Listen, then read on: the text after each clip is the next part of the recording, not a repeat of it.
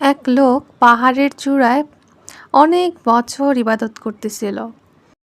তো আল্লাহ ওনার জন্য বিভিন্ন ধরনের ফলের গাছ, তারপরে ওনার জন্য মানে ইবাদতে কোনো অসুবিধা না হয় এজন্য যা, যা প্রয়োজন সেই ব্যবস্থা আল্লাহই করে দিয়েছিল। তো উনি ওই পাহাড়ের চূড়ায় অনেক বছর ইবাদত করেন। তো হাদিসে এসেছে যে উনি 500 বছর ইবাদত করেছিলেন। তো যখন ওনাকে জান্নাতে প্রবেশ করানো হয় তখন আল্লাহ পাক বলেন যে তুমি আমার রহমতে জান্নাতে প্রবেশ করো। তখন উনি বলে ওঠে যে না, আমি আমার ইবাদতের জন্য জান্নাতে প্রবেশ করছি। তখন আল্লাহ পাক বলেন যে আচ্ছা ঠিক আছে, তাহলে একটা কাজ করি, একটা পাল্লায় তোমার ইবাদতগুলো মাপি, আর একটা পাল্লায় আমার দেওয়া নিয়ামতগুলো মাপা হোক। তখন আল্লাহ ওনার যে 500 বছরের আমল সেটা একটা পাল্লায় মাপা হলো, আর আরেকটা পাল্লায় আল্লাহর দেওয়া নিয়ামতগুলো মাপা হলো।